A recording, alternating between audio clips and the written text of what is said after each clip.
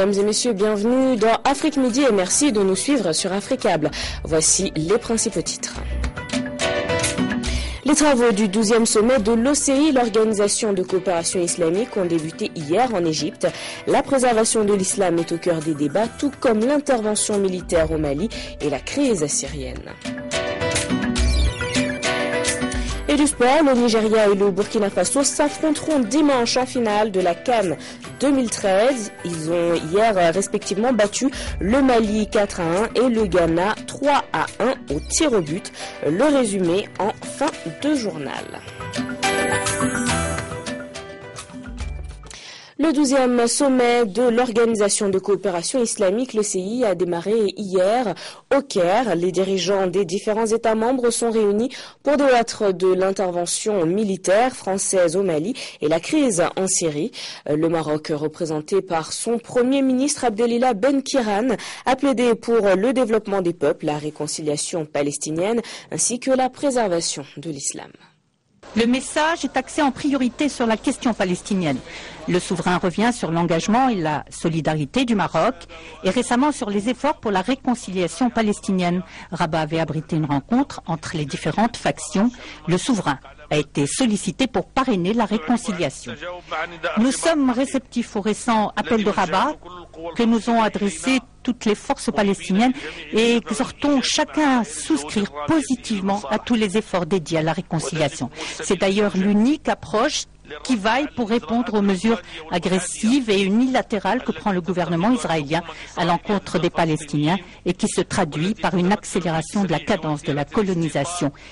Quant à la crise syrienne, Sa Majesté le Roi dit toute son inquiétude devant la gravité de la situation. Face à cette crise catastrophique, affirme le souverain, il est inconcevable de rester inactif face aux souffrances de tout un peuple. Le Maroc rappelle sa solidarité. Nous avons attaché une importance capitale au volet humanitaire en prenant l'initiative de déployer un hôpital de campagne dans le camp de Zaatari au royaume hachémite de Jordanie. Hôpital que nous avons tenu à visiter. À cela s'ajoutent les aides humanitaires acheminées à la Jordanie et à la Turquie pour alléger la souffrance des réfugiés syriens. Autre dossier épineux, la crise malienne. Le Maroc a de tout temps attiré l'attention sur la précarité de la situation sécuritaire dans la zone sahélo-saharienne et a agi pour cela à divers niveaux. Il a notamment appelé à une prise de conscience, mais les réactions étaient un peu tardives.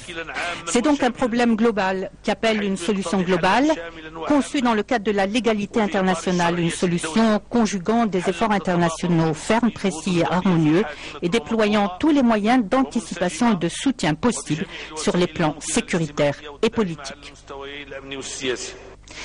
Sa Majesté le Roi, dans ce message, fait un constat global de la crise des repères dans le monde qui génère violence et exclusion d'autrui. Le souverain rappelle à cet effet la position du royaume basée sur l'appel à l'apaisement, au dialogue et à la tolérance pour transcender les différends. Le sommet devant évoquer aussi la recrudescence de l'extrémisme et l'instrumentalisation de l'islamisation et la montée de l'islamophobie en Occident. 4 semaines depuis le déploiement de l'armée française au Mali. Et la France vient d'affirmer qu'à partir du mois de mars, le contingent de 4000 hommes devrait diminuer. Et Paris a plaidé hier au Conseil de sécurité de l'ONU pour le déploiement de casques bleus en avril.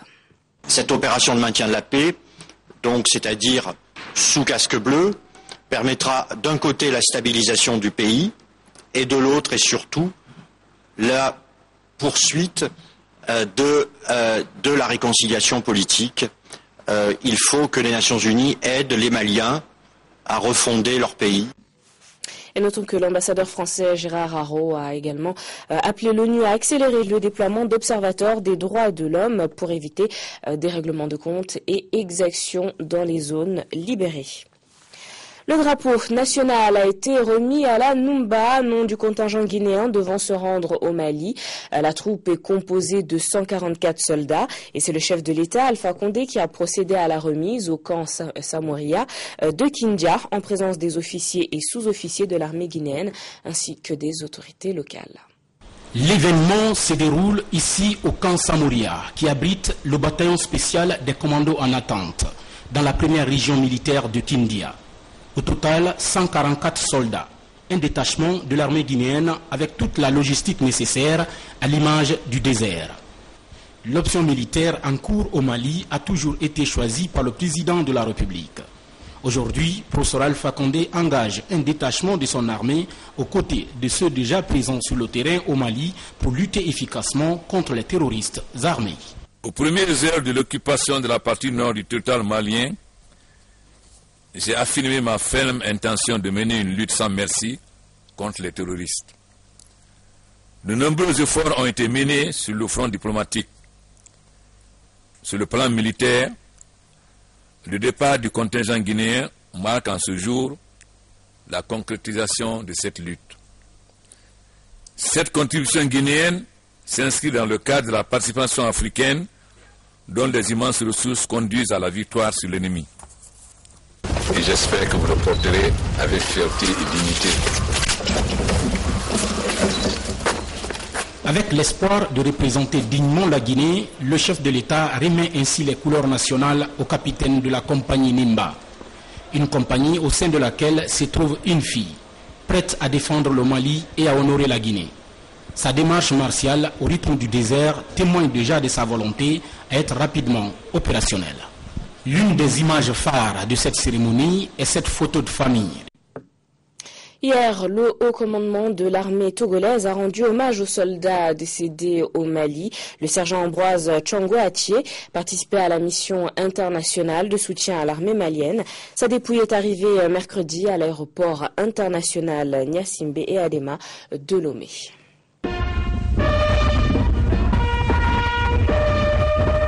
Hommage de toute une armée au sergent Ambroise Tchongo Attié, décédé accidentellement au Mali.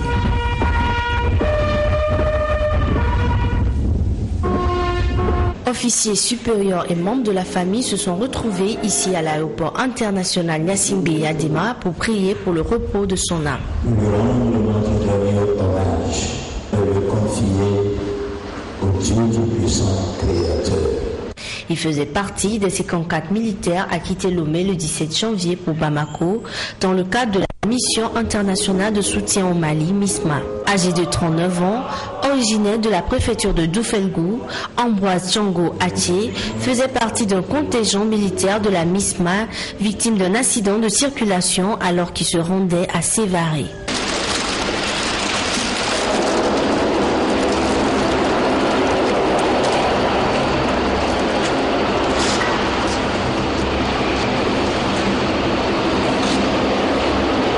La dépouille a été rendue à la famille éplorée pour les derniers obsèques prévus ce week-end à Défalé, son village natal.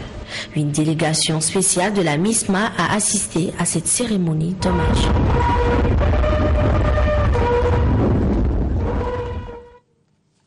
En Tunisie, de la capitale à Sidi Bouzid, des affrontements ont éclaté mercredi après l'assassinat de Choukri Belaïd, farouche opposant des islamistes d'Ennardar au pouvoir. Le secrétaire général du Parti des Patriotes démocrates a été tué par balle en sortant de chez lui hier matin.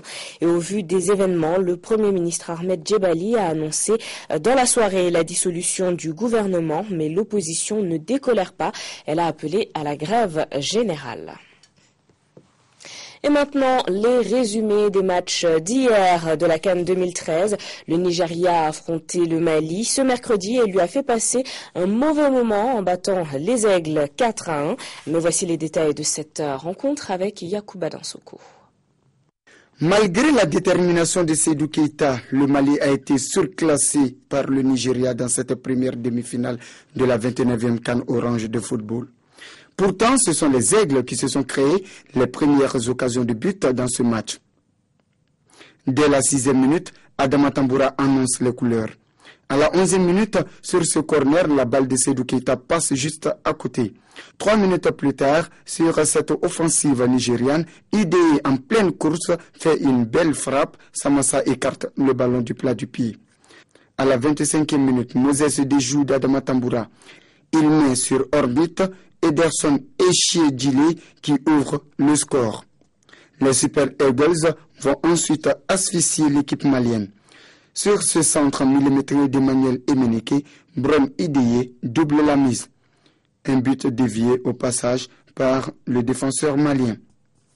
La machine nigériane sous le contrôle de Stephen Keshi, assisté de Daniel Amokachi, Didier Okocha, Nwanko Kanu et autres, marche à merveille.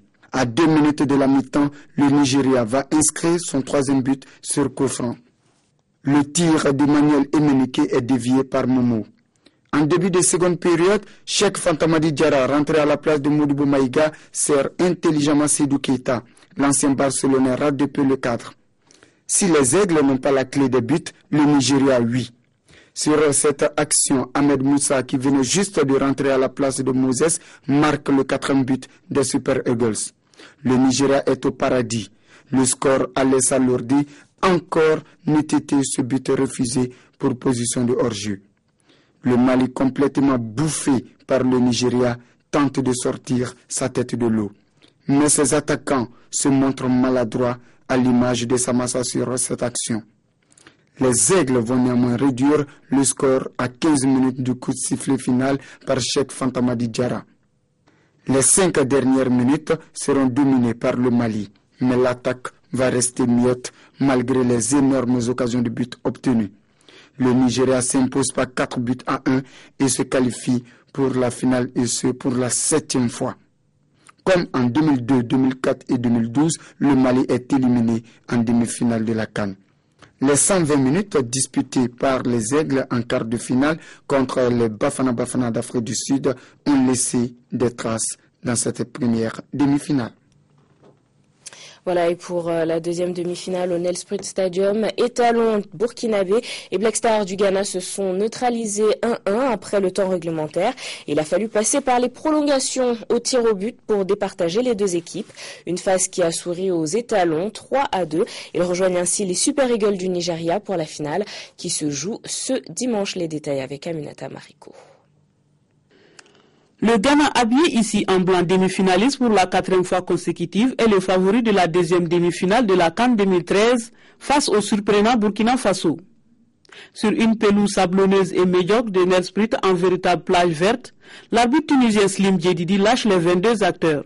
Les hommes du Belge Paul Pitt, auteur d'un magnifique parcours, s'engagent dans la partie pour nourrir d'autres ambitions. Pendant que les Black Stars chevronnés de la CAN procèdent avec discernement dans un système 4-2-3-1. La partie démarre sur un festival des 2 capitaines qui font admirer leur technique au centre du terrain. Mais le cours du jeu change après seulement 13 minutes. Sur une légère faute de Panadé Tigri, dans la surface qui tient à dessous par le maillot, le Tunisien siffle un pénalty transformé par Wakaso. Les Étalons tentent de réagir mais se butent au rideau défensif adverse. Notamment cette percée de Pitroiba qui profite de l'appel de Panategiri à la 30e pour rentrer dans la surface, mais se fait stopper avant de pouvoir frapper.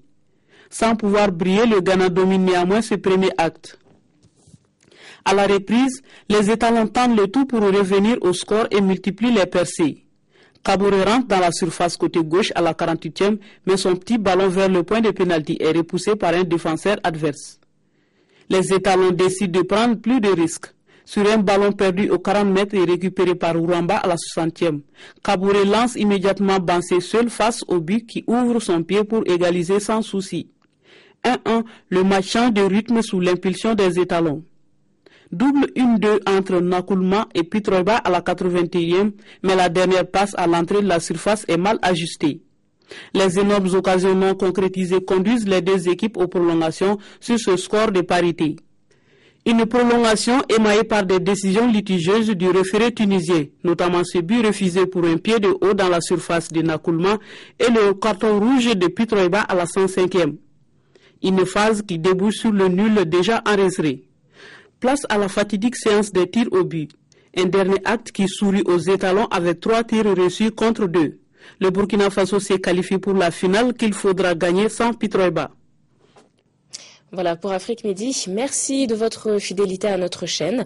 Ne manquez pas à 19h45 Afrique Soir et moi je vous retrouve demain à partir de midi pour Afrique Midi. Bonne suite de programme et bonne journée sur Africa Télévision.